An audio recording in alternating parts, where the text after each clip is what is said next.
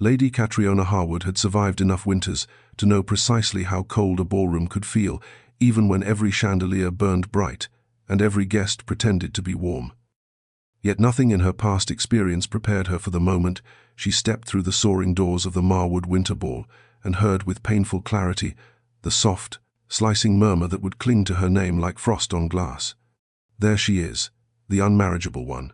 The words drifted across the polished floor with the same lazy elegance as the violins, so casually spoken that for half a heartbeat she wondered if she had imagined them. But the tightening of her mother's fingers on her sleeve and the quick, startled glance from a passing debutante confirmed the truth. The rumor had reached its destination long before she had.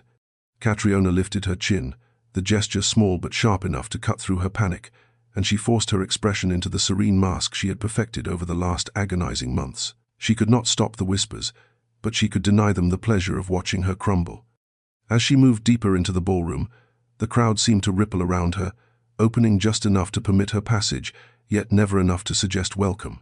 She heard fragments of conversation disguised beneath polite laughter, comments about the 3 suitors she had driven away, assessments of her unsuitable temperament, and a cruel speculation that her mother must be desperate by now.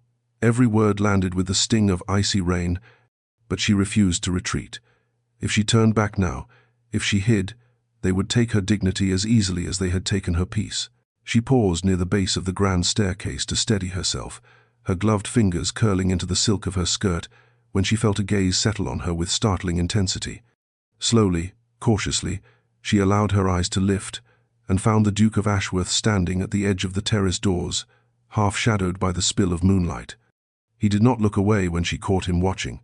Instead, his expression remained unreadable, his posture immovable, as if he alone stood apart from the swirling gossip that poisoned the air. Catriona's breath caught, an involuntary flutter that unsettled her more than any rumor.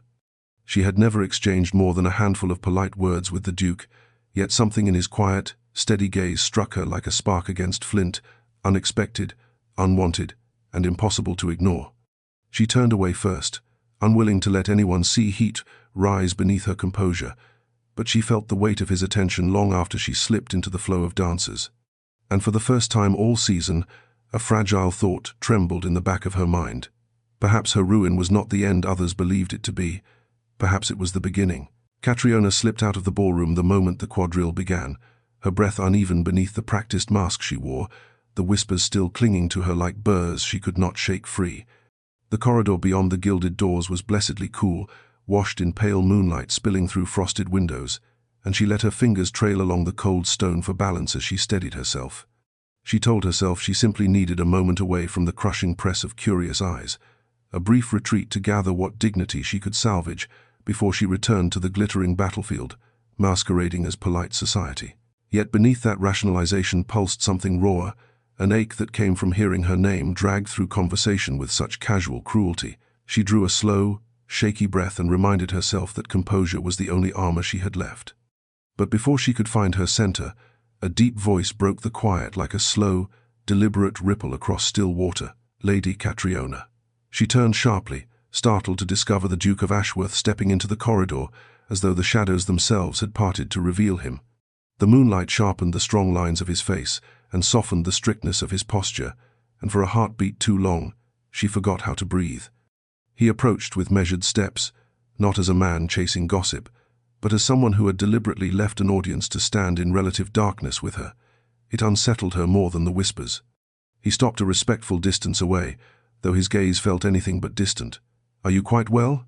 The question was simple, courteous, and yet it pierced straight through her defenses. She forced a quiet smile, the kind, polished young ladies were trained to produce on command. "Perfectly well, Your Grace. I merely needed a breath of air." His brow shifted almost imperceptibly, as though he recognized the lie, but had no intention of calling attention to it. Silence settled between them, not awkward, but weighted, threaded with a strange awareness that prickled against her skin. He studied her with intent far deeper than simple politeness, as if he were assembling pieces of a puzzle no one else had bothered to see. For a moment she feared he might repeat the gossip he had certainly heard. Instead, he asked nothing more. The restraint surprised her. When he finally inclined his head and turned to leave, she felt an unexpected tug of something she could not name. The Duke vanished back into the light and noise of the ballroom, but the echo of his brief concern lingered in the corridor, warm against the chill, and Catriona, standing alone in the hush, realized with quiet dread that the man she least expected to notice her now seemed intent on seeing her clearly. The following morning should have offered Catriona a reprieve, a few quiet hours where the world felt gentler, and the season's relentless social machinery slowed just enough for her thoughts to settle, but fate, as always, proved unwilling to grant her even the smallest mercy. She had accompanied her mother on a customary call to the Farnsworth residence, intending to sit politely, sip tepid tea, and endure the harmless chatter that usually filled such visits. Instead, upon reaching the threshold of the pale blue parlor, she froze as two matrons, blissfully unaware of her presence just beyond the doorway, spoke her name with the smug delight of women unburdened by empathy. Poor thing never had a chance. One sighed theatrically, her voice ripe with false sympathy. 3 suitors in a single year driven away by that temperament. The other clucked her tongue, the sound sharp as a pin. Temperament is a generous word. I have always said Lady Catriona would make a suitable wife, if only to a man with no desire for peace. They laughed softly, the gentle parlor air twisting into something acrid, each word a subtle blade, slicing into Catriona's carefully guarded composure. She stood utterly still, her gloved fingers tightening around her reticule as she absorbed every barb. How she was impossible, how her poor mother must be in despair, how society would soon stop pretending she belongs. She could have stepped into the room, could have smiled with chilling sweetness and reminded them that cruelty was hardly an admirable trait, but doing so would only entertain them, fuel their thrill of superiority. So she retreated, step by controlled step, until her back touched the cool marble wall of the corridor. She inhaled once, twice, grounding herself in silent dignity, even as her eyes stung. Through the crack of an adjoining doorway, unseen by her, the Duke of Ashworth stood in the shadow of a tall cabinet, having arrived moments earlier to join the gentleman in the receiving room. His jaw tightened as he listened, unintentionally at first, then with a growing, simmering awareness that what he heard was not idle gossip but pointed malice. He watched her retreat without announcement, her shoulders held in impeccable posture despite the unmistakable wound that had been dealt. Something in him shifted, faint but decisive, the way a blade shifts in its sheath before it is drawn. Catriona, unaware of his presence or his witnessing of her quiet humiliation, forced her expression into calm neutrality as she moved toward the Farnsworth garden doors, seeking air before she learned to breathe again.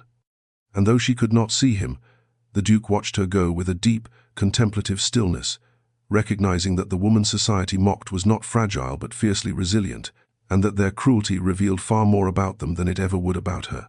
In the days following the humiliation at the Farnsworth residence, Catriona found herself inundated with an unexpected flurry of invitations, each one elegantly embossed, each one delivered with the sort of ceremonious flourish typically reserved for highly sought-after debutantes. At first glance, it might have seemed as though society had abruptly decided to embrace her again, but she knew better than to trust sudden generosity from those who had spent the last months sharpening their tongues at her expense. The truth revealed itself quickly enough. These invitations did not stem from admiration, but from a morbid fascination, the social equivalent of slowing one's carriage to stare at a wreck on the roadside. Her mother, hopeful and eager to salvage what she could of Catriona's reputation, urged acceptance, believing visibility to be the best remedy for rumor. Catriona, though exhausted to her bones, agreed, because retreat would only confirm what the cruelest voices claimed about her. And so she found herself standing in parlors and drawing rooms and over-decorated salons, each one filled with eyes that slid over her like measuring tools, weighing whether she would falter, whether the unmarriageable young woman would crack beneath the scrutiny. She felt their stares like pinpricks against her skin, but she answered their shallow questions with soft poise, keeping her voice steady even as the tightness in her chest threatened to steal her breath. What she did not realize, what she could not yet imagine, was that she was not navigating these gatherings alone.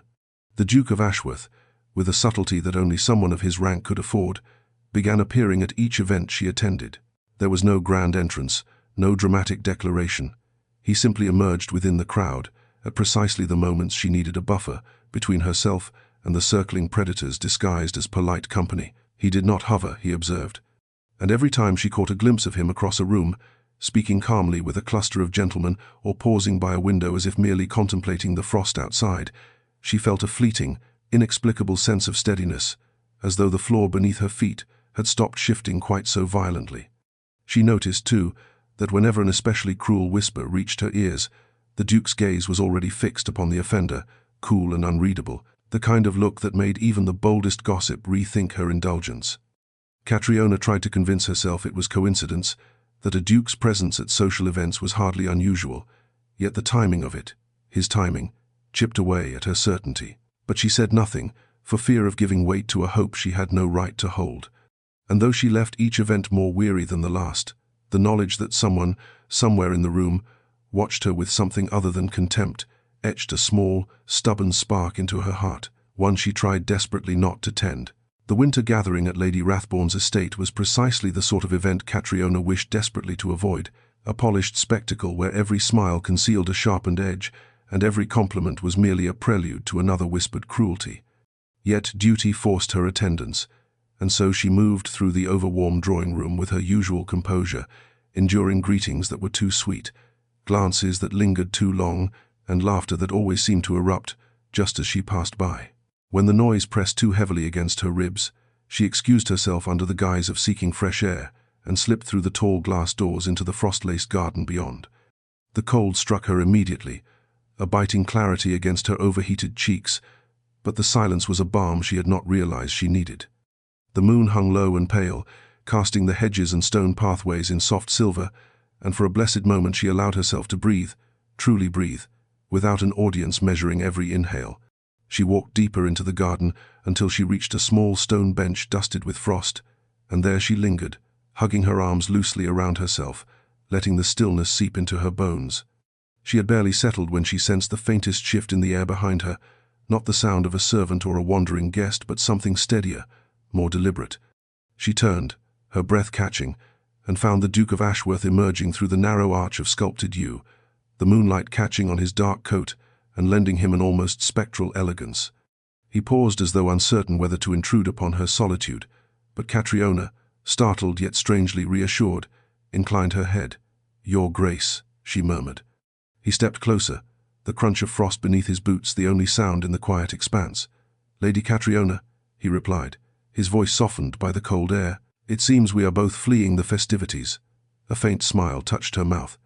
"I imagine you flee for far nobler reasons than I." "I doubt that." The ease with which he said it, without pity, without condescension, unsettled her more than the chill. They stood in a pocket of stillness, neither quite daring to breach the fragile boundary between propriety and something far more dangerous. He glanced back toward the glowing windows of the house. "You bear yourself with impressive grace," he said quietly, "more than most would manage." She looked away, her pulse stuttering. "One does what one must." "Not everyone does," he countered softly. Their eyes met then, the silence between them heavy with something unspoken but undeniably present, and though the moment lasted only a breath, it felt like the beginning of a shift in the very axis of her world, one she was not prepared for, yet could no longer deny. The incident occurred at precisely the moment Catriona had foolishly begun to believe the evening might pass without incident, that perhaps the sharpness of society's cruelty had finally dulled after weeks of relentless jabs. She was attending a fashionable musicale hosted by the Beaufort family, a glittering affair stuffed with guests who cared more for spectacle than for the music itself. Catriona had taken her place discreetly near the back of the salon, her hands folded in her lap, every movement measured and careful, when Mr. Hollingford, one of her former suitors, strode into the center of the room with theatrical flourish. He bowed to a small cluster of ladies, then raised his voice just enough to carry across the rows of guests. "My apologies," he announced with affected sorrow, "but I must clarify that any rumors of renewed interest on my part are entirely false. I am, after all, a man who values peace in his home." The comment, delivered with a smirk, was followed by an eruption of delighted whispers from every corner. Catriona felt the heat rise beneath her skin, humiliation burning her from the inside out, yet she refused to give him the satisfaction of seeing her flinch. Instead, she rose with careful slowness, inclined her head with impeccable politeness, and thanked him, for his honesty, even as her heart throbbed painfully against her ribs. The room, sensing spectacle, seemed to lean in, And then the air changed. A ripple of silence swept across the salon, the musicians faltering mid-note, as the Duke of Ashworth stepped out from the shadows near the pianoforte with the unmistakable authority of a man unaccustomed to being ignored. He regarded Hollingford with the cool detachment of someone examining an insect. "How fortunate," the Duke said evenly, "that peace requires so little from you." A sharp inhale cut through the room. Hollingford paled, and the audience collectively recoiled at the controlled precision of the Duke's rebuke.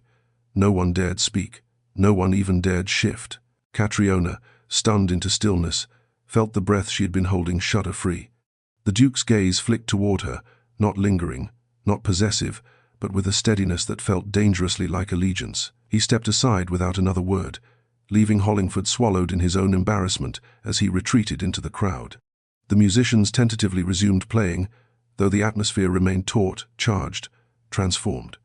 Catriona stood frozen, unsure whether to flee or to remain rooted where she was, her pulse hammering in a confusing blend of gratitude, embarrassment, and something far more unsettling. What unsettled her most was not the Duke's defense itself, but the realization that he had chosen to intervene when he could have remained silent like everyone else. That choice settled deep within her chest, warm and heavy, refusing to be ignored. The midwinter ball at Harrington House shimmered with the kind of opulence that could blind a person into believing that cruelty did not thrive behind diamonds and candlelight, yet Catriona entered with a calm far steadier than she had felt in weeks. Perhaps it was exhaustion, perhaps stubbornness, or perhaps the echo of the Duke's quiet defense at the musicale still lingered like a shield around her, but tonight she refused to allow society's petty hunger for spectacle to dictate the rhythm of her pulse. She wore a gown of deep winter blue, the color rich enough to command attention without begging for it, and she carried herself with a deliberate grace that made even those who usually sought amusement in her presence pause. It was subtle at first, an extra beat before a whispered insult, a shift of curiosity in someone's gaze, a flutter of fans as her calm composure unsettled those who expected fragility. Then the change spread like a ripple across still water. When Lady Merrow attempted a thinly veiled barb about Catriona's unfortunate luck, she responded with a polite smile so perfectly measured, it left the older woman blinking in confusion. When a pair of younger debutantes giggled behind gloved hands, Catriona offered them such a serene nod they nearly tripped over themselves with embarrassment. Wordlessly, elegantly, she reclaimed inches of ground she had once lost, and all the while, across the orchestra floor, the Duke of Ashworth watched her with an intensity that set her nerves humming. He observed not as a man entertained by society's games, but as someone cataloguing every nuance of her courage, the slight tremble quickly hidden, the forced smile transformed into genuine poise, the way she held her head just a fraction higher than she had in weeks. At one point their eyes met through the shifting crowd, a moment so brief she might have dismissed it as coincidence had his gaze not softened, just enough to make her breath catch. She quickly looked away, chastising her heart for reacting, yet the warmth of that look stayed with her. The orchestra began a waltz, the sweeping melody filling the ballroom with an intoxicating swell, and Catriona found herself invited to dance by Lord Whitby, one of the few gentlemen who had not participated in her ridicule. She accepted, grateful for the gesture, even though her hands shook slightly as she placed them in his. But as they moved across the floor, she felt something unfamiliar blooming inside her, a quiet, defiant pride, as though each step reclaimed a part of herself that society had tried to erode. And when the dance ended and the Duke's gaze found her again, steady and unreadable yet impossibly warm, Catriona realized that she was not merely enduring the night. She was rising within it, and society, for the first time, seemed to sense it too. Just when Catriona dared to believe that society's appetite for tearing her apart had begun to wane, a new whisper slithered through the drawing rooms with a venom far more potent than anything she had previously endured. It surfaced first at Lady Dunsha's afternoon tea, disguised beneath layers of feigned sympathy. A pair of simpering sisters leaned together over their porcelain cups, lowering their voices just enough to lure eavesdroppers closer. "It is a shame, really," one murmured, "that Lady Catriona has resorted to such measures." The other sighed with false pity. "Such desperation, to purposely entrap a gentleman. Imagine the scandal if he had succumbed." Their words spread like spilled ink, slowly at first, then staining every conversation, until even those who knew better paused with speculative glances. By the following morning, the rumor had grown teeth. Catriona was no longer merely unmarriageable, She was now accused of plotting to manipulate a respectable man into marriage through calculated flirtations and orchestrated encounters, none of which had ever occurred. Catriona heard it from Lady Braxton, who delivered the news with the gleeful solemnity of a messenger carrying tragic prophecy. The cruelty of it struck deep. This rumor was not a criticism of her temperament or her perceived flaws.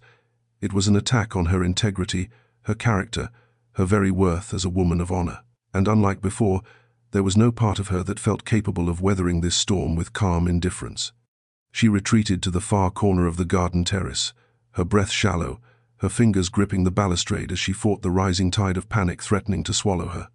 She had endured mockery, endured whispers, endured humiliation, but this painted her as deceitful, conniving, a danger to any respectable household. For the first time, she wondered if it might be better to withdraw entirely from the season, to surrender the fight before it destroyed her completely. Unbeknownst to her, the Duke of Ashworth had heard the rumor hours earlier. His reaction had not been silence or curiosity, but a cold, precise fury that radiated through the quiet corners of his estate. He dispatched 2 trusted footmen to trace the origin of the tale, sending them through servants' passageways, along letter routes, and into the subtle networks of gossip that ran beneath society's polished veneer. He moved with the calm intensity of a man accustomed to solving problems by removing them at the root. And as the afternoon sun dipped lower, casting golden shadows across the terrace where Catriona stood trembling beneath her composure, the Duke found her there, watching her with a gaze that held no pity, only resolve. Though she did not yet know it, she was no longer standing alone against the storm. The tempest now had a new opponent. Catriona rose before dawn the next morning, desperate for air untainted by whispers, and for space wide enough to contain the ache that had pressed relentlessly against her ribs. The estate grounds behind her family home stretched into gentle winter fields, quiet and pale beneath the soft lavender sky, and she saddled her mare with practiced hands, hoping the steady rhythm of riding would soothe the twisting storm inside her. The moment she set off, the cold wind rushed past her cheeks, and for the first time in days, she felt something resembling freedom. Her breath plumed in the crisp morning air as the mare's hooves struck the frozen earth in a comforting cadence. She rode farther than she intended, letting the familiar landscape blur into shapes of frost-tipped hedges and slumbering trees, each galloping stride pushing her away from the suffocating weight of society's judgment. But as she reached the narrow lane that bordered the old hunting grounds, the sharp crack of gunfire shattered the stillness. Her mare reared violently, startled by the sudden sound, and Catriona's hands flew to grip the reins, but her balance wavered dangerously. The world tilted, cold air, a flash of sky, the dizzying sway of the horse beneath her, and for a terrifying moment she felt her seat slip. Then, before she could fall, another horse thundered down the hill, and a deep voice cut through the chaos with commanding clarity. "Easy, steady now." The Duke of Ashworth's stallion skidded to a controlled stop beside her, and he leaned forward with a calmness that belied the urgency of the moment. His gloved hand shot out, gripping her bridle just beneath the bit, steadying both horse and rider with experienced precision. The mare, sensing authority, gradually stilled beneath his firm guidance. Catriona's breath came in ragged bursts, her pulse hammering through every vein, but she managed to remain seated, clutching the saddle as though it were the last anchor she possessed. When the immediate danger passed, the Duke turned his attention fully to her, his gaze scanning her face with a concern so stark it almost undid her. "Are you hurt?" he asked, his voice low, steady, somehow gentler than the morning light. She shook her head, unable to form words at first. Finally she whispered, "You followed me?" His jaw tightened, not with guilt but with something fiercer. "When I heard you left alone, yes." The simplicity of it struck through her like lightning. No flourish, no explanation, just a truth born of instinct rather than propriety. As she drew a slow breath, the cold air filling her lungs, she realized the tremor in her hands was not only the residue of fear. It was the dawning understanding that the Duke's presence was not coincidence nor duty, but something far more deliberate, and that possibility frightened her almost as much as the near fall. Catriona would have given anything to avoid the tea her mother insisted upon hosting later that week, but duty, once again, proved merciless. The drawing room had been arranged with painstaking care. Fresh flowers, polished silver, delicate pastries arranged in perfect symmetry, as though aesthetics alone could mend the fractures in her reputation. A handful of eligible gentlemen arrived precisely on time, each offering stiff bows and overly rehearsed compliments that felt more like performances than genuine interest. Catriona took her seat with perfect posture, hands folded neatly in her lap, her smile polite but distant as they questioned her about trivialities, her preferred pianoforte composers, her embroidery patterns, her thoughts on winter fashions. Not one asked about her interests, her opinions, or anything resembling substance. Instead, they regarded her the way a man examines a porcelain figurine, pleasant to look at, purposeless in function, easily dismissed should it fail to entertain. She answered them with refined restraint, each response a careful negotiation between civility and quiet exhaustion. Her mother's hopeful glances only deepened the ache in her chest. Then, as though the air shifted with intention, the room stilled. The footman announced a late arrival, and every gentleman rose with abrupt formality as the Duke of Ashworth stepped through the doorway. His presence altered the atmosphere instantly. Conversations halted mid-sentence, teacups were set down with muted clinks, and Catriona felt the pulse in her throat leap in a startled flutter.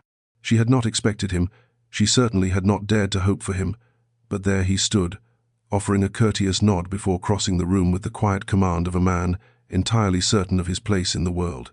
He greeted her mother, then turned toward Catriona with a gaze that seemed to pierce through every carefully arranged layer of composure she wore. When he took the empty seat beside her, the air shifted again, tighter, warmer, charged with something she did not yet have the courage to name. The gentlemen attempted conversation, but their voices faltered the moment the Duke offered even the slightest response, each word he spoke carrying weight none of them could hope to mimic. Catriona felt herself steadied by his presence in a way she could not explain. He noticed things others had ignored entirely, the tension in her shoulders, the tremor in her teacup, the way her smile dimmed when a gentleman offered yet another condescending remark masked as a compliment. When he finally spoke directly to her, asking for her opinion on a newly published philosophical essay, the room fell into an awkward silence, as though no one had expected her to possess thoughts worth requesting. She answered with quiet eloquence, and the Duke listened with a level of respect that unsettled her profoundly. It was such a small thing, a simple moment, yet it felt like a revelation. For the first time in weeks, Catriona felt seen, not as a spectacle, not as a burden, but as a person of worth, and that frightened her more than she could admit. The letter arrived on a quiet, unremarkable morning, carried by a footman whose expression revealed nothing of the storm he unknowingly delivered into Catriona's hands. She accepted the folded parchment with mild curiosity, assuming it to be yet another polite refusal disguised as a social courtesy, but the moment her fingers brushed the unfamiliar seal, a prickle of unease crawled up her spine. She waited until the footman had departed before slipping into the sitting room, where the soft winter light filtered through the lace curtains in pale, delicate patterns. With a steadying breath, she broke the seal, and her heart lurched. The handwriting inside was elegant, but cold, its message sharp enough to cut straight through the fragile stability she had managed to reclaim in recent days. "Prepare yourself," it read. "The next rumor will not merely bruise your name, it will end it. You have been spared thus far, but mercy does not last forever." The signature line was blank, the sender anonymous, the threat unmistakable. Her hands trembled as she read it again, the chill of each word burrowing beneath her skin until she felt cold all over. She pressed the letter to her chest, leaning back against the settee as panic clawed its way up her throat. Who would send such a warning? Why now? And what new cruelty awaited her? She could not bear the thought of showing her mother, not after the strain she had seen etched upon the woman's face with every passing week. So Catriona folded the letter with trembling fingers and tucked it deep into the pocket of her gown, as though burying it could dull its threat. Unseen, unheard, the Duke of Ashworth had already received his own version of the crisis. A similar letter, addressed to Catriona, but waylaid by a footman loyal to the Ashworth estate, had reached his hands only an hour earlier. He read its contents with a calm that belied the fury simmering beneath his otherwise impenetrable exterior. This was no casual gossip, no idle cruelty. This was targeted destruction. He had been suspicious for weeks, tracing the threads of malice woven through Catriona's life. But this letter confirmed his worst fear. Someone intended not merely to humiliate her, but to ruin her entirely. Without hesitation, he summoned 2 of his most trusted men, instructing them to map the paths these anonymous letters had taken, who carried them, who whispered after receiving them, who gained from Catriona's downfall. He spoke with a clipped precision that left no room for misinterpretation. He intended to uncover the culprit, no matter the cost. Catriona, unaware that her torment had reached the Duke's hands, stood by the window as the light dimmed, her breath fogging the glass. She told herself she could withstand whatever came next, but for the first time, a quiet, fragile voice whispered that perhaps she did not have to face it alone. The night of the Beaumont ball shimmered with the kind of polished grandeur that made even seasoned socialites stand a little taller, but Catriona felt none of its enchantment. She stepped into the ballroom with her chin raised and her spine straight, yet beneath the silk and the soft candle glow, her heart thrummed with dread. The anonymous letter weighed heavily in her pocket, its venomous warning echoing in her thoughts with every step she took across the marbled floor. She felt eyes on her before she even reached the edge of the crowd, curious eyes, judgmental eyes, delighted eyes eager to witness her fall. Whispers gathered like storm clouds as she passed clusters of ladies with fluttering fans and gentlemen who watched her, as one would observe a performer walking toward a trapdoor. Each murmur scraped against her composure, threatening to crack the fragile calm she fought to maintain. Then, as the orchestra lifted into a sweeping waltz, the crowd parted subtly, and the Duke of Ashworth appeared at her side. His presence altered the atmosphere instantly, sending a hush rippling through the ballroom as though everyone sensed a shift in the very gravity of the room. He did not bow with exaggerated flourish, nor did he offer a charming speech to soften the blow of attention. Instead, he extended his hand with simple, unwavering intent. "My lady," he said, his voice steady and low, "may I have this dance?" The question, though gentle, struck the room like a bell. Gasps fluttered at the edges of the assembly. Catriona felt her breath catch, both from shock and something dangerously akin to relief. For one suspended heartbeat, she considered refusing, fearful of what new gossip this might spark. But the earnest steadiness in his eyes gave her a courage she had not known she possessed. She placed her hand in his. The touch was brief, hardly more than a whisper of warmth, yet it steadied her like an anchor. As he guided her to the floor, the whispers swelled into disbelieving speculation, but the Duke did not so much as glance at the crowd. His focus remained entirely on her. The music carried them into motion, each step precise yet effortless, as though they had been dancing together for years. His hand pressed lightly at the curve of her waist, guiding her with a confidence that made her feel both protected and vulnerable in ways she could not name. "Do not look at them," he murmured. "Look at me." She obeyed, not out of propriety but because she could not bring herself to do anything else. For those few minutes, the world faded, the cruel whispers, the threats, the relentless scrutiny, all falling away beneath the quiet intensity of his gaze. When the final note faded and he released her hand, the ballroom remained suspended in stunned silence, and Catriona, breathless and shaken, realized she had just crossed an invisible threshold. Not because he had chosen her for a dance, but because for the first time in weeks, she had chosen not to surrender. The morning after the Beaumont ball should have felt like a fragile kind of triumph, a moment in which Catriona could cling to the memory of the Duke's steady hand guiding hers, but society, ever hungry, ever restless, shifted its appetite to a new speculation before the candles of the ballroom had even cooled. This time, the whispers did not target her, they targeted him. Catriona heard the first murmur at Lady Pembroke's brunch, where a cluster of ladies huddled like hens around a spilled secret. "It is no wonder he prefers lost causes," one said with a knowing tilt of her chin. "He cannot bear another failure." Another sighed, almost wistful. "That broken engagement of his, I do not think he ever recovered. Some men simply are not made for tenderness." Catriona stiffened, her gloved hand hovering over the teacup she had been about to lift.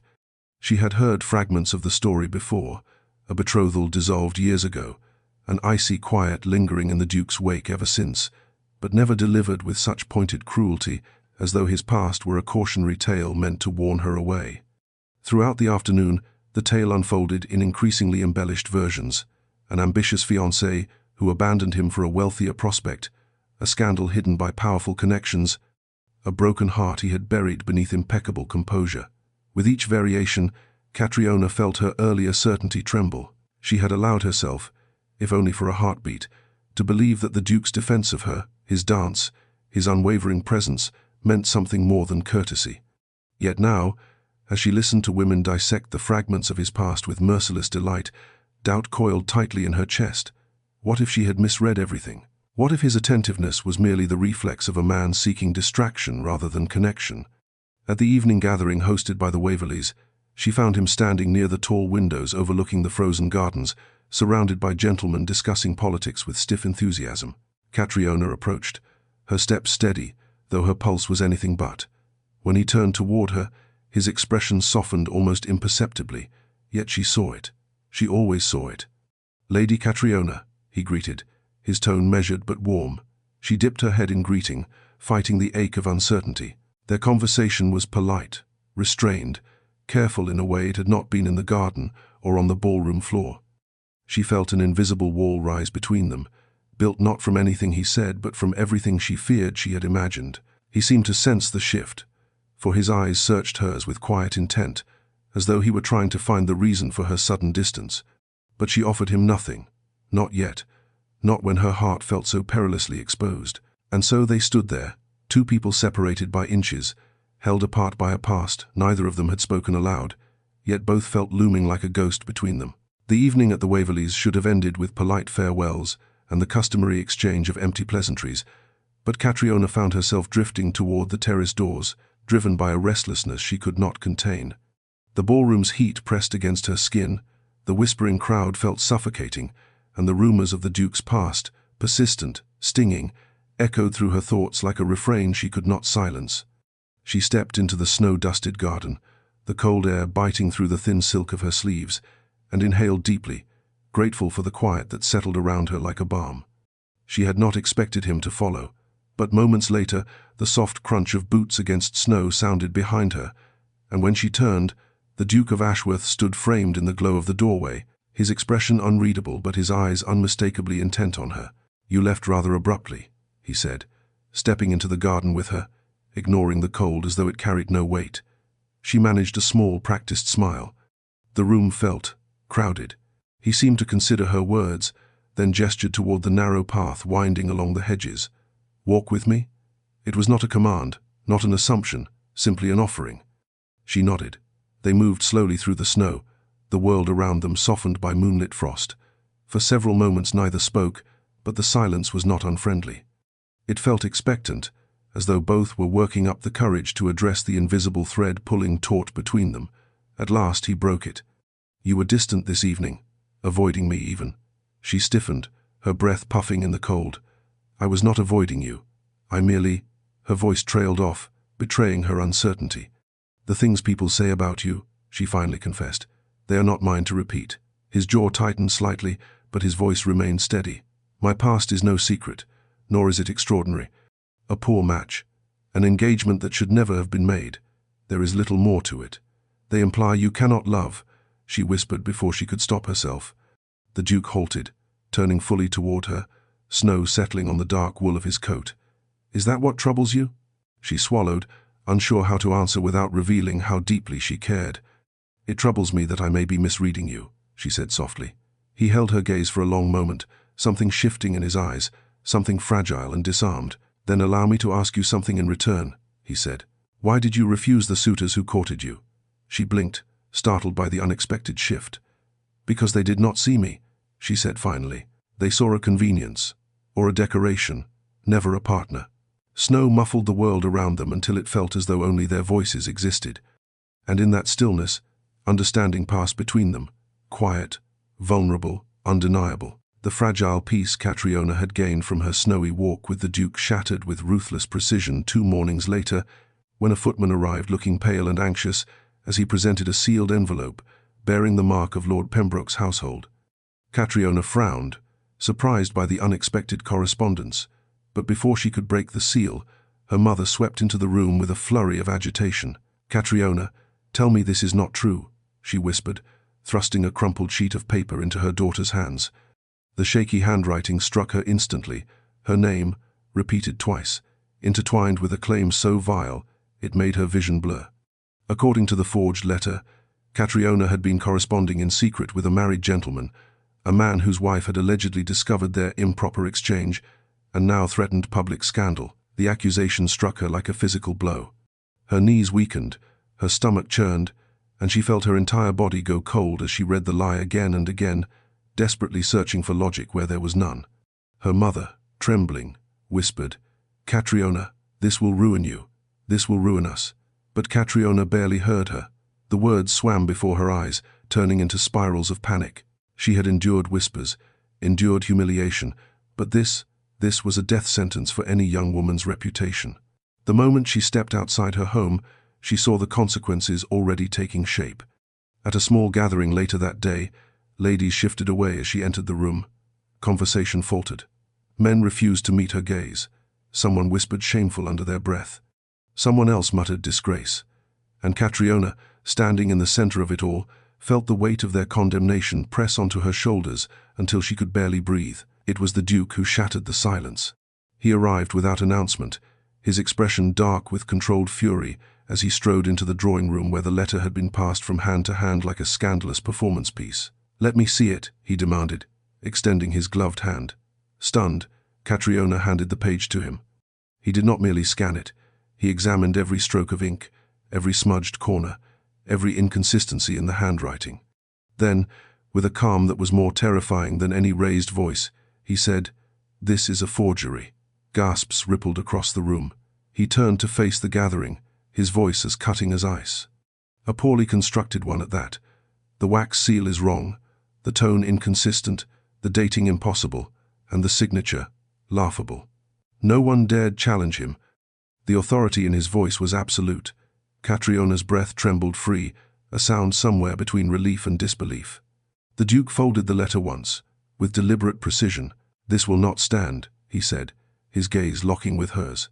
And in that moment, beneath the crushing weight of fear and humiliation, she felt something stir, a fragile, trembling hope that refused to die. By the time evening fell, the forged letter had slithered through half the drawing rooms in Mayfair, leaving behind a trail of whispers thick enough to choke even the most seasoned hostess. Catriona arrived at the Bexley soiree with the reluctant hope that perhaps, just perhaps, the scandal had not yet reached this particular corner of society. But she barely crossed the threshold before she saw a cluster of matrons discreetly fanning themselves as they glanced her way with expressions knitted from pity and disdain. Her stomach tightened, her breath catching beneath the pressure of a silence that felt all too familiar, but sharper now, more fatal. The room seemed to tilt, the air thick with anticipation, as though everyone waited to see how swiftly she would break. She moved with quiet dignity to the far side of the parlor, intending to retreat into invisibility, when the atmosphere shifted abruptly, like a candle flame stilled by a sudden absence of air. Without warning, the Duke of Ashworth stepped into the center of the room, his presence commanding immediate attention. Conversations fell away, fans stilled. Even the musicians paused mid-note as he surveyed the assembly with a calm so precise it bordered on lethal. Then he spoke, his voice carrying with a clarity that left no corner of the room untouched. "It has come to my attention," he began, "that a letter bearing Lady Catriona Harwood's name has been circulated among you." A tremor of movement swept through the guests, guilty glances, stiffened spines. Catriona stood frozen, her heart pounding so violently she feared she might faint. The Duke lifted the folded paper for all to see.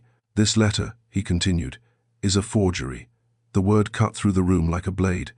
He enumerated the inconsistencies with deliberate precision, the incorrect wax seal, the mismatched handwriting, the fabricated date, the structural awkwardness of a signature that belonged to no man of standing.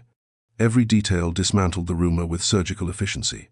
Murmurs spread through the gathering, startled, ashamed, defensive. The Duke's gaze moved across the room, sharp as flint. "I advise each of you to exercise greater discernment in future," he said evenly. "Malice disguised as concern is still malice." It was not merely a statement, it was a warning. And no one, absolutely no one, dared to challenge him.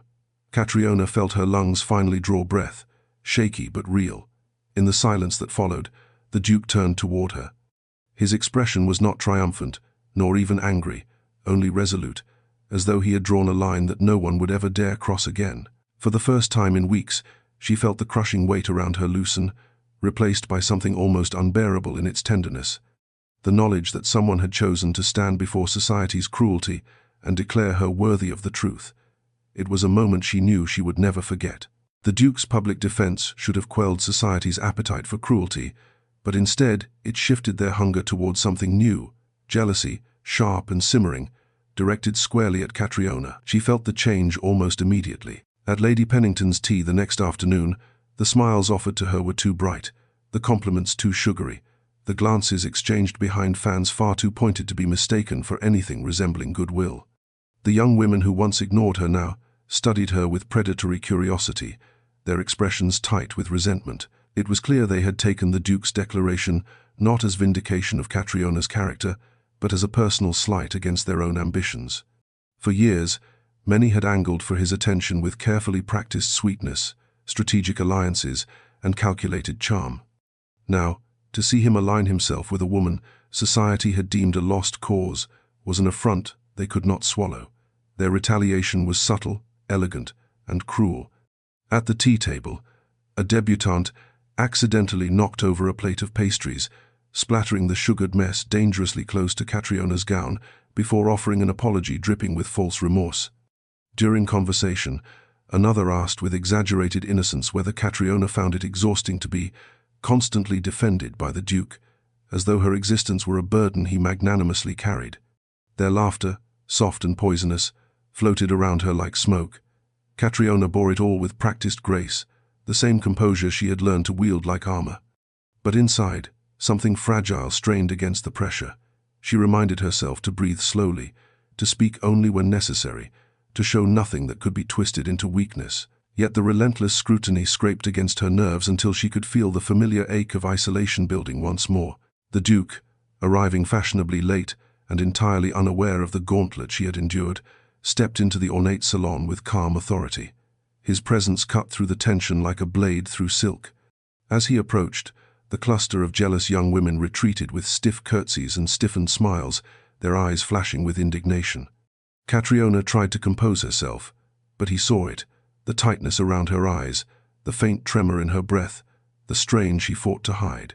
He lowered his voice as he reached her. They were unkind. It wasn't a question. She forced a faint smile. It is nothing I cannot manage. His gaze deepened, searching her face with an intensity that left her unsteady. You should not have to manage it alone. The words slipped from him with quiet conviction, leaving her breathless. It was not a declaration, not a promise, yet it shifted something irrevocable between them.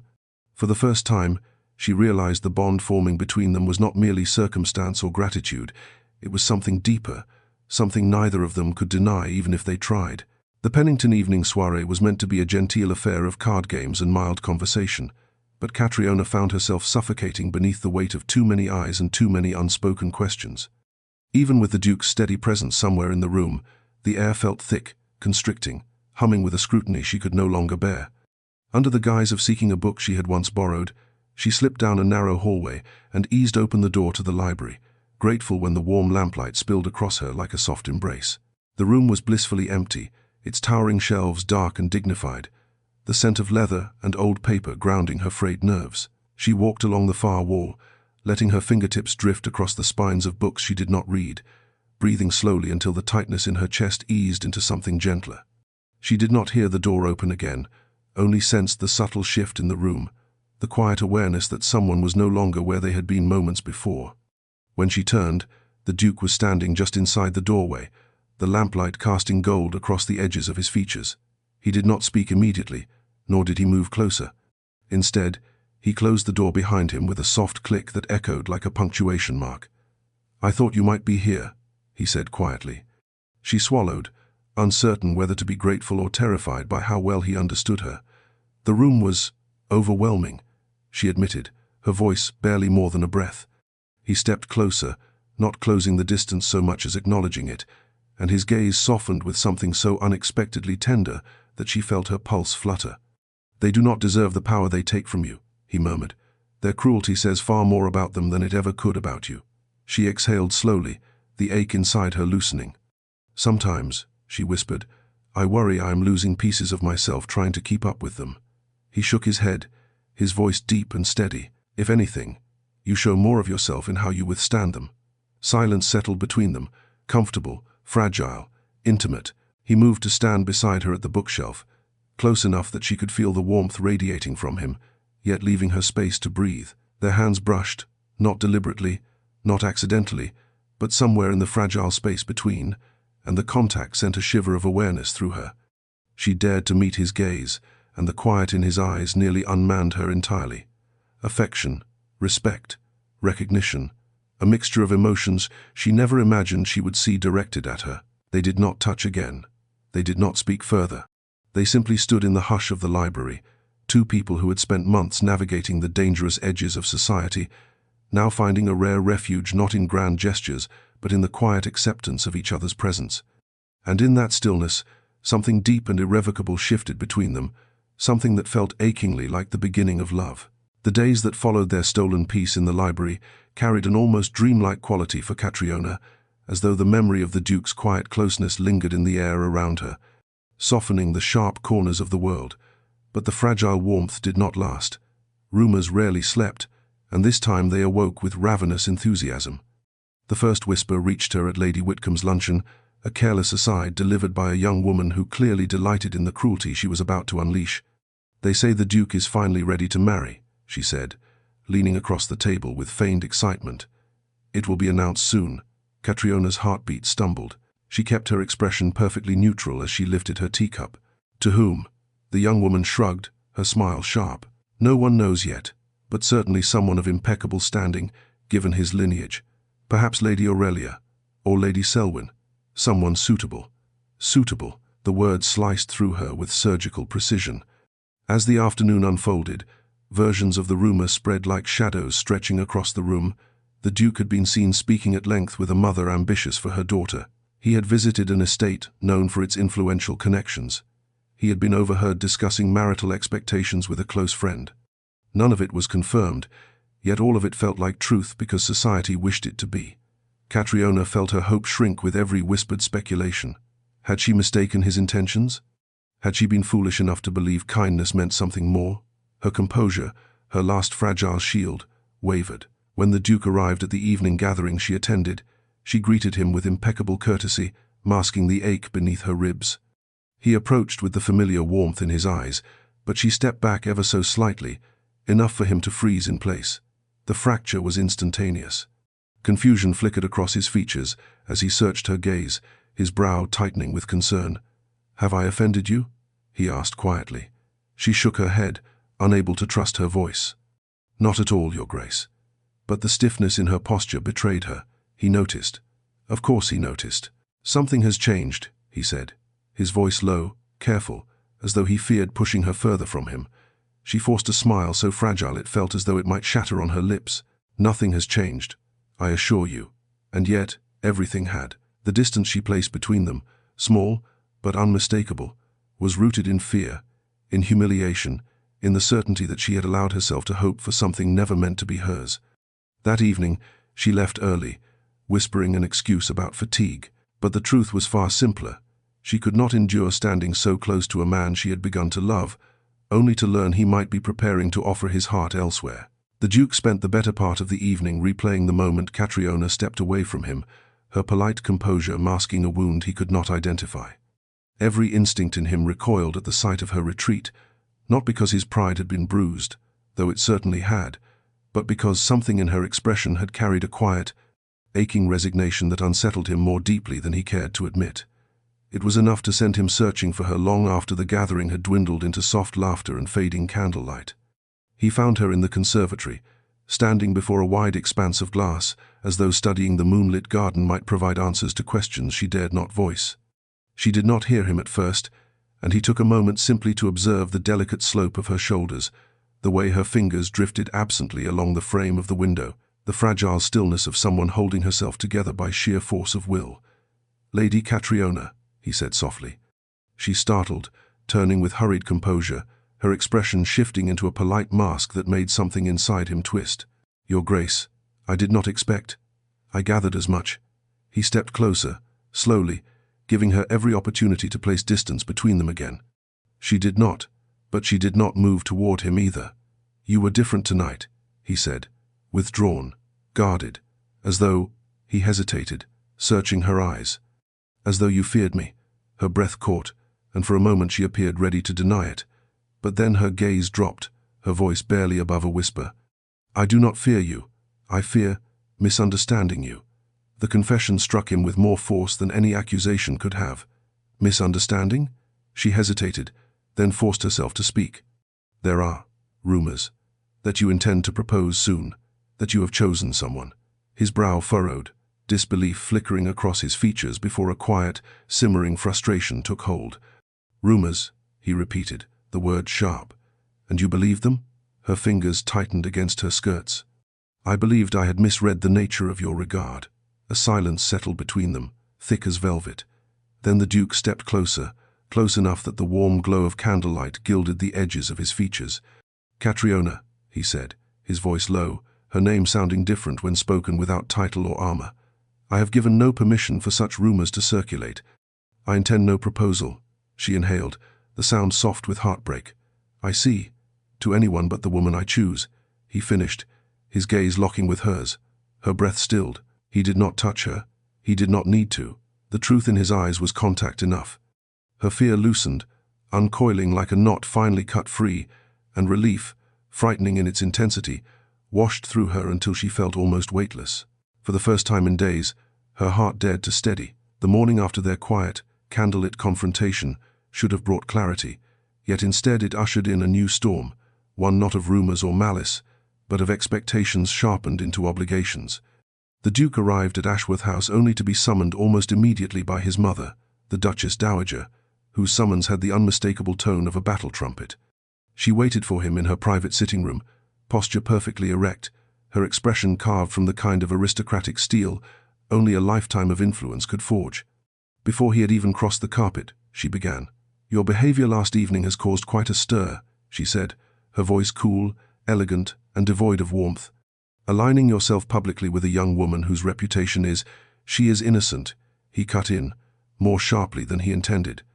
A flicker of disapproval crossed her features. "Innocence is not the point. Perception is." He exhaled slowly, forcing back the irritation tightening his chest. She reached for a stack of neatly arranged calling cards, placing them before him like weapons laid out for inspection. "These families," she continued, tapping the names with a practiced finger, "offer alliances of influence, stability, respectability. Any one of their daughters would make an excellent duchess." He did not look at the names. He did not need to. He knew each card held a future that would suffocate him. "I have not expressed interest in any of them," he said. "Nor should you," she replied.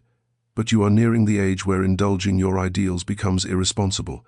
It is time to make a choice, with wisdom, not sentiment." Sentiment. The word struck deeper than it should have. His thoughts drifted, unbidden, to the conservatory the night before, to the fear in Catriona's eyes, the quiet tremble in her voice, the way her name had softened on his tongue. If that was sentiment, then he embraced it fully. "I will not bind myself to someone simply because society finds her suitable," he said, keeping his voice even. "Suitability," she countered, "is the foundation of security. A duchess must not bring instability into this family." A silent beat passed, then another, and a quiet realization settled over him.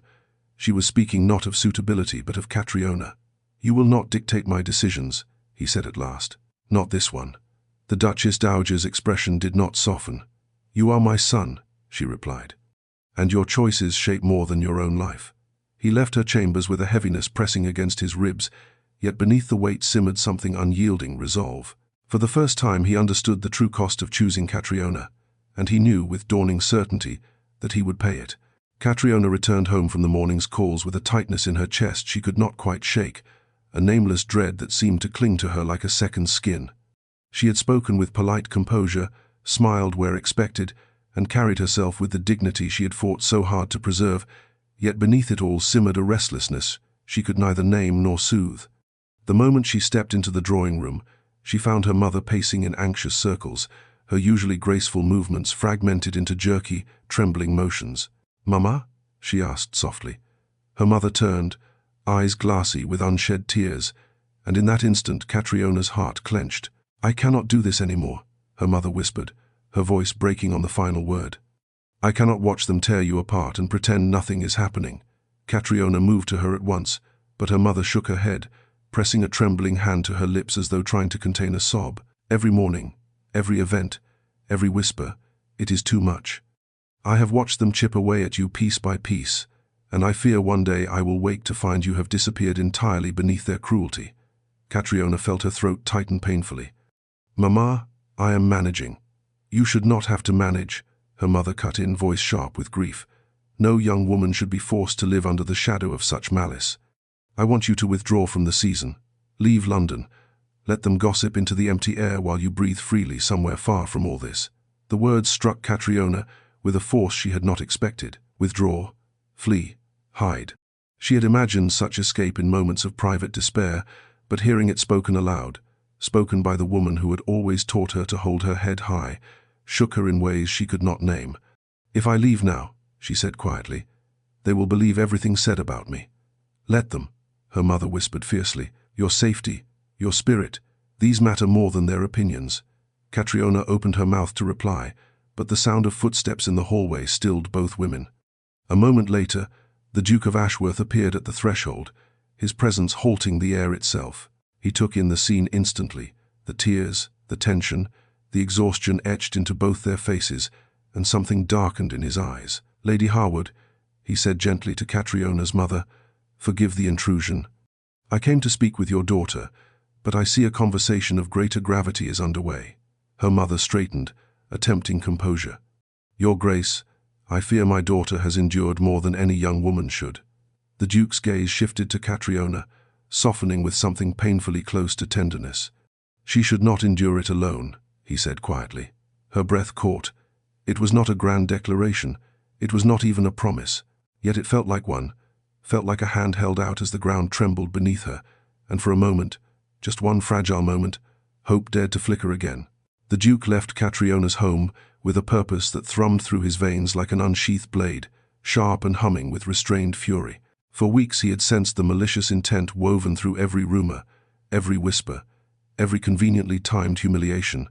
But the forged letter had crossed a line even society's cruelty rarely dared to breach, and he was done entertaining shadows and speculation. He summoned his most trusted steward and 2 senior footmen into his study, closing the door with a finality that made each man straighten with silent attentiveness.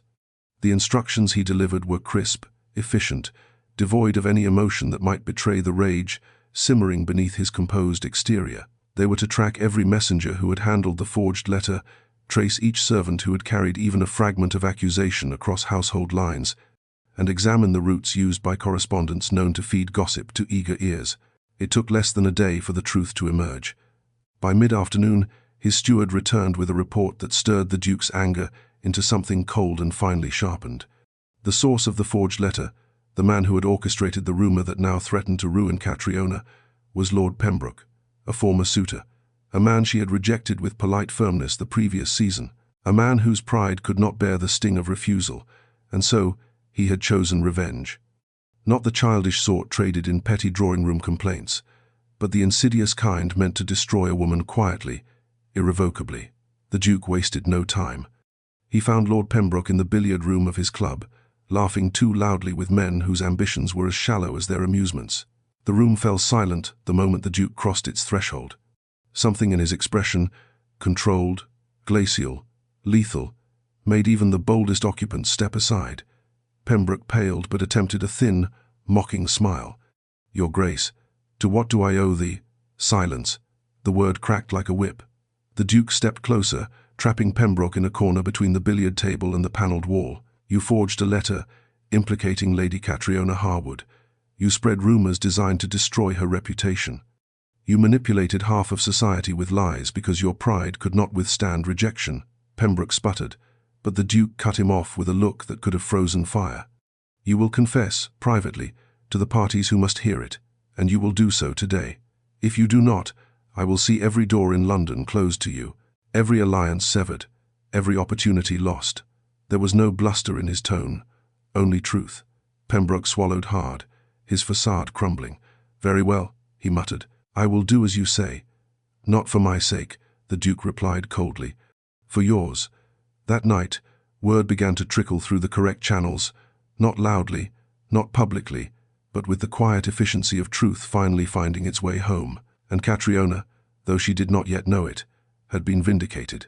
The shift in society was subtle at first, almost imperceptible, like the faint loosening of a storm's grip after days of relentless rain. But Catriona felt it the moment she stepped into Lady Wilton's conservatory luncheon 2 days later. The usual prickle of scrutiny she had come to brace herself for was absent, replaced instead by a peculiar hush, as though the room itself paused to reconsider her. She walked with careful composure, expecting the familiar sting of whispered insult, yet what greeted her was something entirely foreign: hesitation. It appeared in the way Lady Bertram opened her fan with a nervous flutter before offering a polite nod instead of a scowl, in the cautious smile from Miss Ellery, who had once delighted in mocking her gowns, in the way conversation shifted awkwardly when she approached, not sharpened with cruelty, but softened with uncertainty, as though each person questioned whether they had played a part in a play whose script now made them uncomfortable. Catriona accepted their greetings without gloating, without irony, without even a tremor of triumph.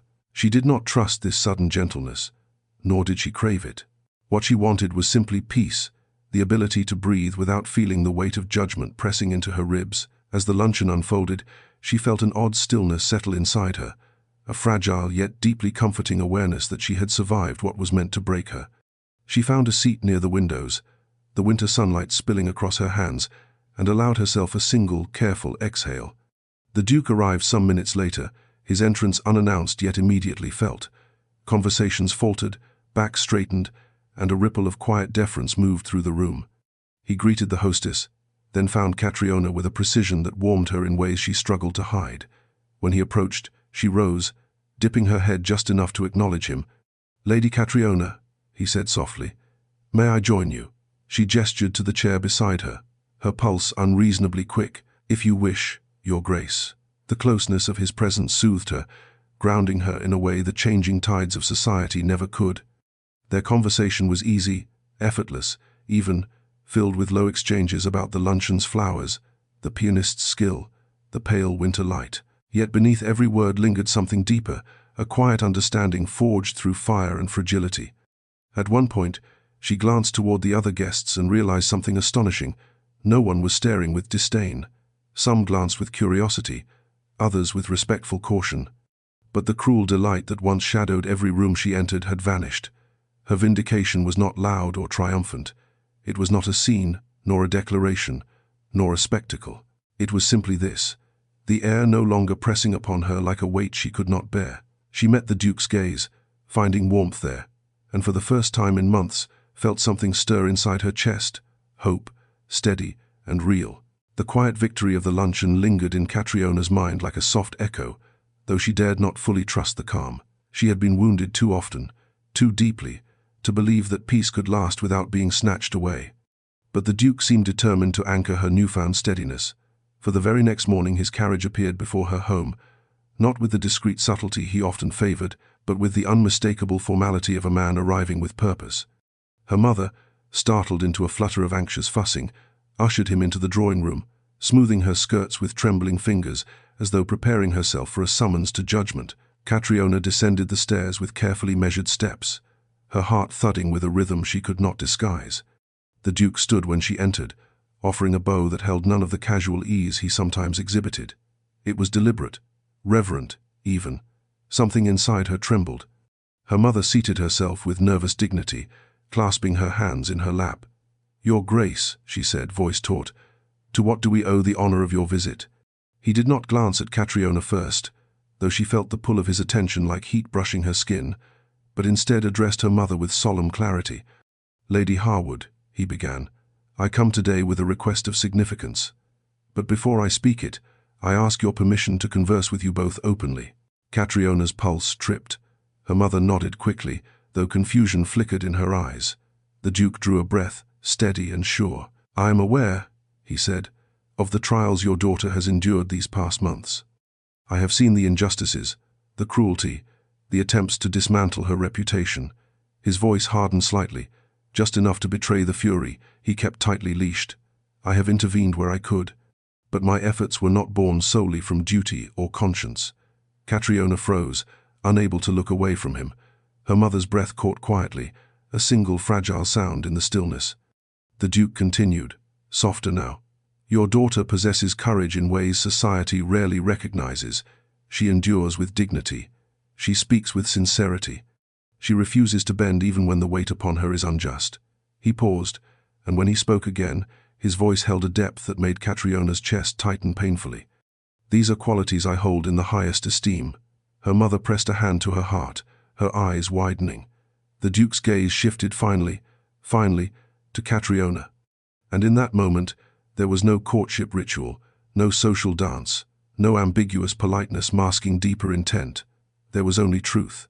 "And so," he said quietly, "I ask for permission, not yet for her hand, but for the right to court her properly, openly, and with every intention of honoring what she deserves." The room fell into breathless silence. Catriona's vision blurred faintly around the edges. For the first time in her life, a man was not choosing her despite society. He was choosing her because of who she was. If Catriona had imagined what it might feel like to be courted, not tolerated, not pitied, not politely assessed but truly courted, she would never have dared envision the quiet, breathtaking shift that unfolded in the days following the Duke's request. Everything remained proper, impeccably so, yet beneath the veneer of decorum lived a warmth that changed the very air around her. Society watched. They always watched. But now they did so with a hushed, speculative awe, for the Duke did nothing to disguise his attentions. He called upon her promptly each afternoon, never too early, never too presumptuous, yet always with an unmistakable certainty, as though his place in her parlor had never been in question. Their walks through the Harwood garden became the highlight of her day. He kept a respectful distance, his hands clasped neatly behind his back, yet his presence alone wrapped around her like a quiet shield. They spoke of everything and nothing, books she loved, injustices he despised, the strange fragility of hope after months spent guarding one's heart, as though it were something brittle and easily lost. What surprised her most was not his attentiveness, but his ease. She had expected a duke to speak in proclamations, in pronouncements shaped by power and expectation. Instead, he listened, truly listened. He asked questions not to fill silences, but to understand her. And he revealed things too, small pieces of himself, offered cautiously, as though each truth carried weight. He told her of the pressure he felt since boyhood, of a mother who valued alliances over affection, of the engagement that had ended not in heartbreak but in weary disillusionment. Catriona did not pry, but each time he shared something vulnerable, something human, she felt a new stitch of connection tug them closer. Society studied their every move, but for the first time in her life, Catriona did not feel bowed beneath its scrutiny. She felt steady. Not because she basked in the Duke's standing or the sudden shift in public opinion, but because she sensed in him a kind of unwavering sincerity that no rumor could dismantle. Yet even in the warmth of their budding courtship, a faint tremor of fear remained. She caught glimpses of it in her mother's eyes, in the way some ladies whispered behind gloved hands, in how the Duchess Dowager watched her from across ballrooms, with a gaze sharp enough to cut stone. The world had shifted, yes, but not everyone was pleased with the direction. Still, each time the Duke offered his hand to help her into a carriage, or glanced toward her across a crowded room with quiet certainty, that lingering fear loosened, day by day, breath by breath. And one evening, when he walked her to the edge of the garden, the lantern glow tracing gold across the line of his jaw, she realized something astonishing. She was no longer waiting for the ground to collapse beneath her. She was learning to stand. Just when Catriona began to believe their quiet, growing bond might finally progress without interference, a whisper, sharp, calculated, and heavy with malice, slipped through the drawing rooms like a poisoned needle. It struck her first at Lady Halstead's musicale, delivered in a conspiratorial murmur by a woman who could not resist the thrill of bearing bad news. "Have you heard?" she breathed to her companion, though her gaze drifted unmistakably toward Catriona, "that the Duke's courtship is merely a ploy, a temporary charity. They say he means to discard her once society forgets the scandal." The words pierced like ice. The surrounding ladies exchanged glances, some scandalized, some thrilled, some merely entertained. Catriona kept her posture rigid, her face calm, but inside a tremor rippled through her chest. It was not the cruelty of the rumor that unsettled her. She had endured far worse. It was the implication that her newfound hope, her fragile trust, might be rooted in someone else's agenda rather than genuine affection. She told herself to breathe, to steady her pulse, but each attempt felt like grasping at threads too fine to hold. She made her way to the far side of the room where the air was cooler, quieter, but the whisper followed her, carried from mouth to mouth with growing enthusiasm. "He must be saving face," someone murmured behind a fan. A duke choosing her? Absurd. He'll grow tired of her soon enough, another added, and once he does, well, we all know what becomes of girls like that. Catriona's heart throbbed painfully. She had sworn she would not allow society's cruelty to find new purchase in her soul, yet the wounds were still too fresh, her scars too tender. And now, despite her best efforts, doubt seeped in through the cracks she thought she had sealed. Had she been foolish once more? Had she mistaken kindness for affection? Had she allowed herself to hope for a future she had no right to imagine? Across the room she found the Duke, speaking with a pair of gentlemen. His expression was composed, his posture perfectly at ease, but when his gaze flicked toward her, something in his eyes sharpened instantly. He excused himself mid-sentence and crossed the room with decisive strides, concern etched into the tension of his shoulders. "Catriona," he said softly when he reached her, lowering his voice so only she could hear. "What has happened?" She swallowed, unable to answer. Part of her wanted to dismiss the rumor, but the fear of revealing her vulnerability choked the words before they could form. He stepped closer, just enough to shield her from the room's predatory gazes. "Tell me," he urged gently. "Please." She drew a breath that trembled. "They say," she began, her voice barely audible, "that your courtship is charity, a performance." The Duke's expression darkened, a slow, controlled storm gathering behind his eyes.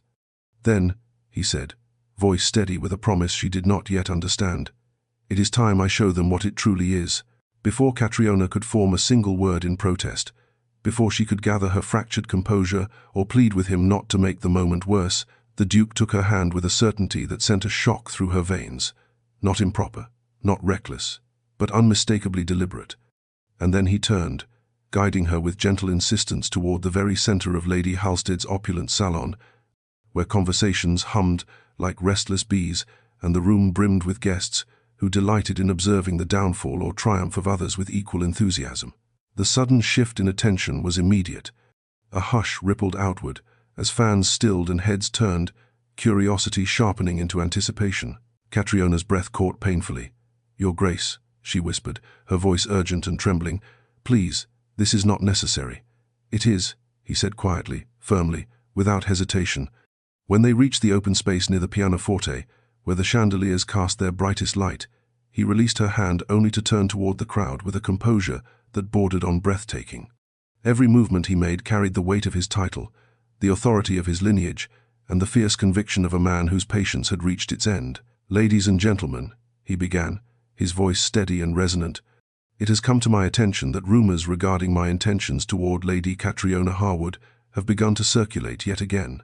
Catriona's pulse thumped violently. She wanted to disappear, to dissolve into the marble beneath her feet, but the Duke's resolve anchored her. "Some," he continued, sweeping the room with a glacial gaze, "suggest that my courtship is an act of charity. Others imply it is a performance designed to pacify scandals." A murmur of poorly concealed discomfort spread among the guests, but no one dared speak. He lifted his chin slightly, his tone sharpening. "Allow me to correct the record. My regard for Lady Catriona is neither charity nor performance. It is choice." The word landed like a stone dropped into still water, heavy, undeniable, impossible to ignore. He did not pause. He did not waver. "I requested permission from her family to court her openly because she is a woman of character, resilience, and integrity, qualities that many of you seem to have forgotten how to recognize."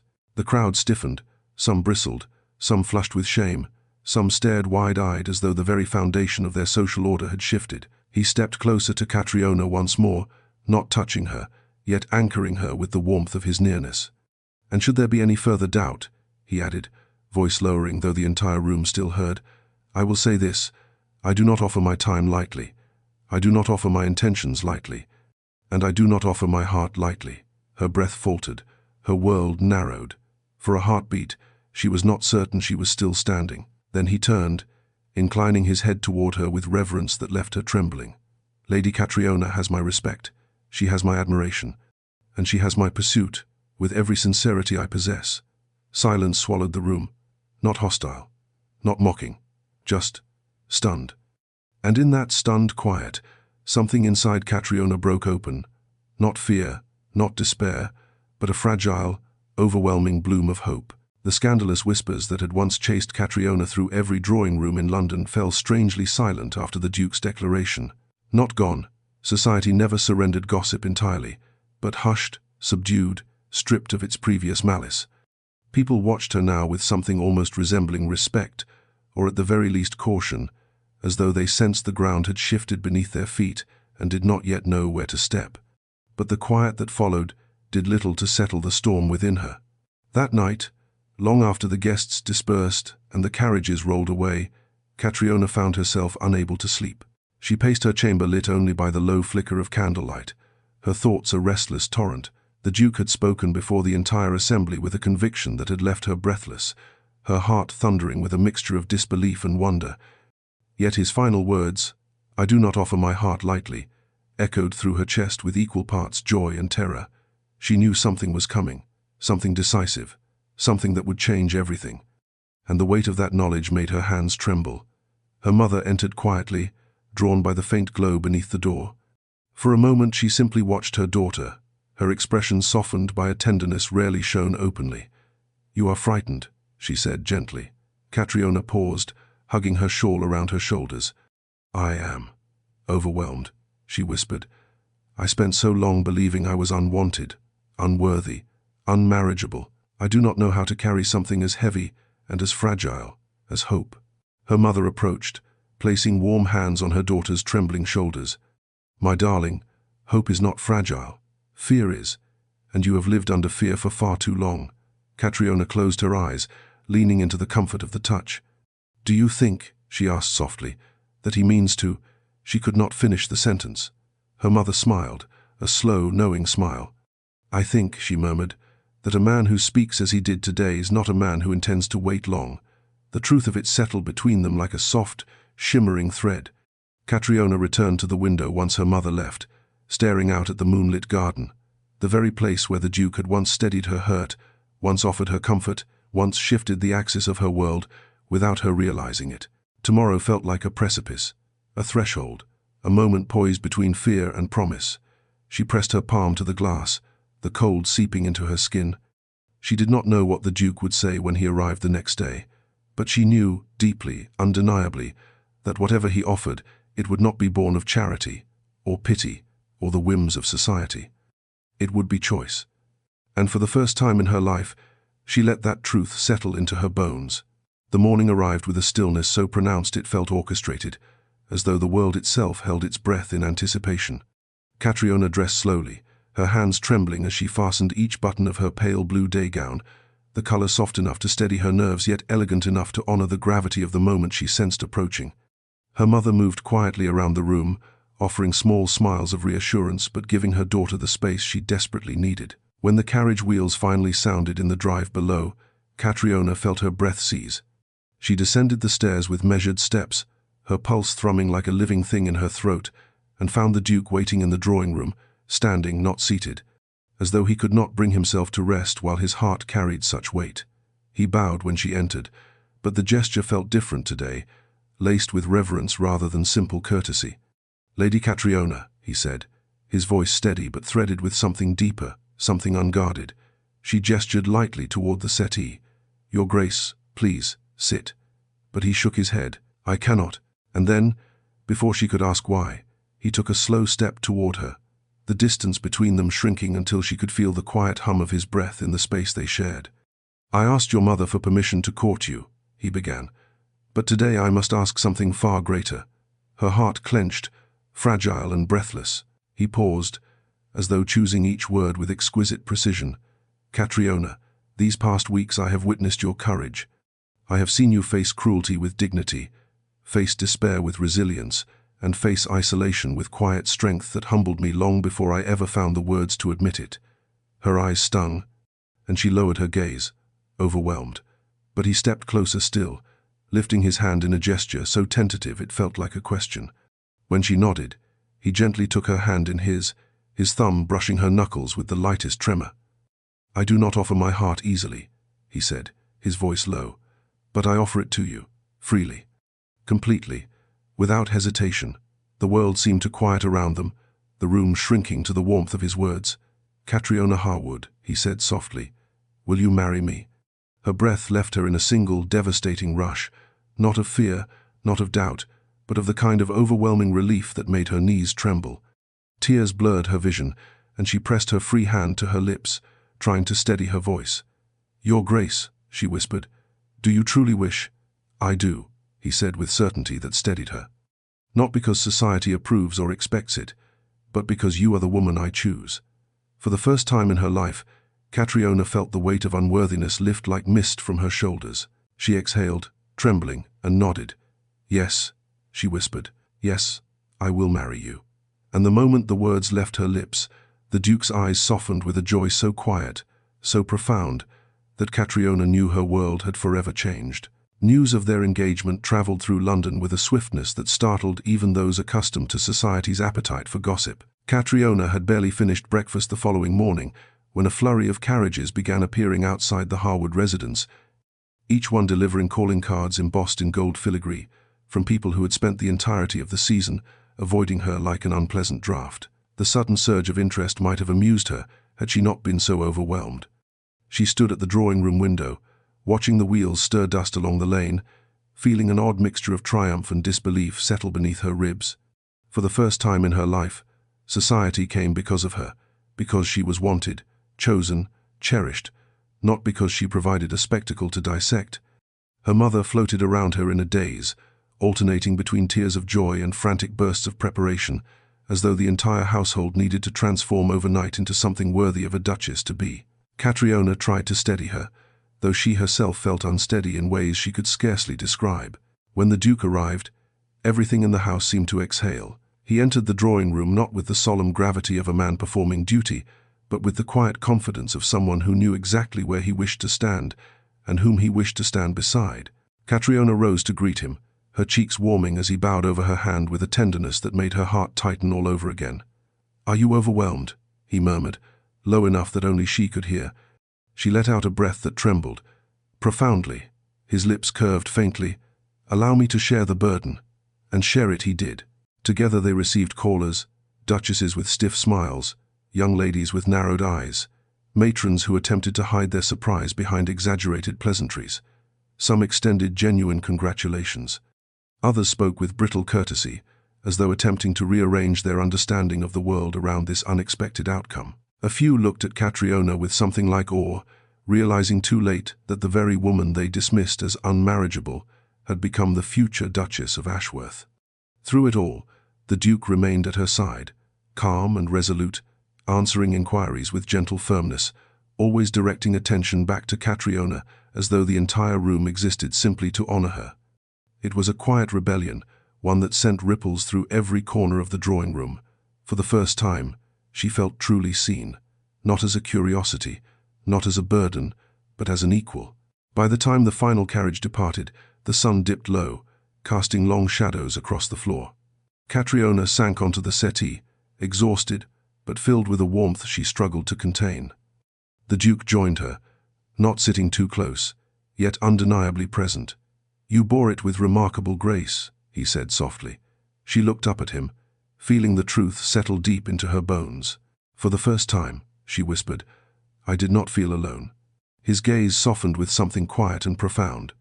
"Nor will you again." The calm that followed their engagement lasted precisely 2 days before the Duchess Dowager summoned the Duke with the kind of formal request that made servants stiffen and footmen pale. A summons, not an invitation. Catriona sensed trouble long before he returned. She sat in the Harwood garden, twisting her gloves between her fingers, reminding herself that fear was a creature she no longer needed to feed. But fear had teeth, and today they grazed the edges of her composure. When the Duke finally arrived, there was a heaviness in his posture that struck her like a stray gust of cold wind. He approached with measured steps, his expression controlled but tense, as though a fresh battle lingered behind his eyes. "Your mother?" she asked softly, seeing the truth before he spoke it. He exhaled slowly. "She has concerns." The pause that followed was telling, too sharp, too careful. "Concerns about me?" Catriona asked, steadying her voice. "About us." Her pulse tightened. She gestured toward one of the stone benches, but he shook his head as though unable to sit, while the weight of his mother's words pressed upon him. "She believes," he began, "that our engagement is ill-advised." Catriona's heart dipped, but she refused to let her voice falter. Because of the past rumors. Because, he corrected gently, she believes society will never accept you fully, that you will struggle under the burden of being a duchess, and that I will suffer for choosing otherwise. Catriona closed her eyes briefly, steadying the storm inside her. She had fought these battles for months, quietly, relentlessly. But hearing them now, spoken aloud by the man she loved, made the wounds sting anew. "And what do you believe?" she asked, forcing the words through the tightening of her throat. The Duke stepped closer, his voice low but fierce. "I believe my mother sees only fear, not truth." Their eyes held, and he lifted her hand with a tenderness that almost unmade her. "But I also know her influence, her expectations, her ability to make herself heard in every corner of society, and she is not a woman accustomed to losing." Catriona felt something cold settle inside her, not dread, but clarity. "She will oppose us," she whispered. "She already has." Silence stretched between them, filled with unspoken fears, uncertain futures, and the first true obstacle that could not be defeated with a single declaration in a crowded room. But even as the weight of it pressed upon them, the Duke reached for her other hand, enclosing both in his. "Catriona," he said softly, but with unshakable conviction, "I will not choose a life built on fear, not hers, and not society's." Her breath trembled. "But she is your mother." "And you," he replied, his gaze steady and unwavering, "are the woman I intend to marry." For the first time, the battle they faced felt larger than whispers and forged letters. It felt like a fight that could change the shape of their future. And yet, in his voice, she heard something stronger than fear. She heard resolve. The Duchess Dowager did not retreat quietly. If anything, the soft murmurs of society seemed to strengthen her resolve, and within 48 hours she launched her first true assault. Catriona discovered the fallout when her mother entered her room holding a stiff, cream-colored envelope sealed with the Ashworth crest, an envelope that should have carried joy, not dread. "This arrived for you," her mother whispered, though her trembling hands warned that whatever lay inside was no simple cordiality. Catriona broke the seal carefully, expecting yet another formal summons or thinly veiled reprimand. What she found instead made her breath hitch. It was a revised marriage contract, brutal in its precision, cold in its intent. Every line had been restructured by the Duchess Dowager's legal advisors. Limitations on Catriona's financial autonomy, stipulations regarding heirs, clauses that suppressed her influence within the estate. The message was unmistakable. "If you marry my son, you will have power only where I permit it." Catriona felt her stomach twist. The document was not only restrictive, it was humiliating. A dictation of terms meant for an enemy, not a future daughter-in-law. Her mother's voice wavered. "She means to frighten you away." The truth hit with quiet force, settling deep inside Catriona like a stone. Once, the tactic might have worked. Once, she might have stepped aside to protect herself, her mother, even the Duke. But not now, not after everything. Hours later, the Duke arrived, summoned by an urgent note from Catriona herself. When she placed the contract before him, he read in silence. His jaw sharpened with every passing second. By the time he reached the final clause, the fury coiled beneath his composure was unmistakable. "She sent this to you?" he asked, voice dangerously soft. "Not to me?" Catriona nodded. "She wanted me to be the one to bend." He closed his eyes briefly, as though containing a storm. "This is an insult," he muttered. "Not to your station, but to your character." "It is also her strategy," Catriona said quietly. "She means to erode my confidence, to convince me I do not belong." His gaze snapped to hers, fierce, unyielding. "You belong at my side more than anyone I have ever known." The words struck her in the chest, warm and devastating, but he was not finished. With a decisive motion, he tore the contract in half, then tore it again and again, until the pieces lay scattered on the floor like fallen feathers. "My mother does not dictate my life," he said, "and she will not dictate my marriage." Catriona felt tears burn behind her eyes, not from fear, but from the fierce, protective certainty in his voice. "She will not relent," she whispered. "No," he agreed, "but neither will I." In that moment, beneath the weight of the torn contract and the fire in his gaze, Catriona understood something with bone-deep clarity. Love was not merely tenderness, it was defiance, and together they were capable of both. Catriona had known, from the moment the Duke shredded the contract with such controlled fury that the Duchess Dowager would not accept defeat in silence. Yet she had not imagined the confrontation would come so swiftly. An invitation, if it could be called such, arrived the next morning, delivered not by a footman but by the Duchess's own lady's maid, whose stiff posture and pinched expression made it clear this was no polite request. The Duchess Dowager requests Lady Catriona Harwood at Ashworth House. Immediately, her mother paled. "You do not owe her an audience," she whispered, grasping Catriona's hands. "Not after what she has done." Catriona met her mother's eyes with a steadiness she had not possessed even a month ago. "I do, not for her sake, but for mine." And so she went. Ashworth House loomed like a monument built from shadow and pride, its marble floors echoing beneath her measured steps. A maid escorted her to the Duchess's private parlour, where the older woman sat as though carved from cold stone, her posture immaculate, her expression chillingly calm. She did not rise when Catriona entered. "Lady Harwood." The greeting was a blade wrapped in silk. Catriona curtsied with quiet dignity. "Your Grace." The door closed behind her with a definitive click. For a long moment, the Duchess simply studied her, eyes sharp with calculation. "You are determined, I see," she said at last. "Determined to tie yourself to my son despite the inconveniences surrounding you." The word inconveniences struck with cruel elegance. Catriona kept her voice steady. "Your son chose me, Your Grace. I do not manipulate his will." The Duchess's lips tightened. "Men choose foolishly when led by sentiment. It is a woman's duty to see clearly where they do not." "Then I am doing mine," Catriona replied, forcing calm into her trembling chest. "Because I see your son clearly, completely, and I choose him not for what he can offer, but for who he is." The Duchess's gaze sharpened, but Catriona continued before fear could claim her. "You believe I am weak," she said, "that I would crumble under the weight of a title, that I am unworthy of the Ashworth legacy." Her voice softened, not with submission, but with truth. "But I have survived cruelty you never witnessed. I endured humiliation without collapsing. And I have done so without a title, without protection, without society's mercy." She drew a breath, steady and sure. "If you fear for your son's future, know that I will defend it beside him, not burden it." Silence fell, heavy, unyielding. At last the Duchess Dowager spoke. "You are bold," she murmured, "bolder than I expected." Catriona met her gaze unflinchingly. "I have had to become so." Another silence, this one shifting, subtle, almost imperceptible, but different. The Duchess's expression did not soften, but something in her posture loosened by a fraction. Only a fraction, but enough. "Very well," she said finally. "We shall see if your resolve endures. A challenge, not acceptance, but not rejection either." Catriona bowed her head. "It will endure." And as she stepped from the room, she realized her knees were shaking, but her spirit was not. The days that followed were a study in uneasy quiet. The Duchess Dowager neither summoned Catriona again nor interfered directly, but her silence was thick with scrutiny. Catriona felt it at every gathering, in every drawing room, in the way society warily observed her, waiting, watching, wondering whether she would weather this last, invisible storm.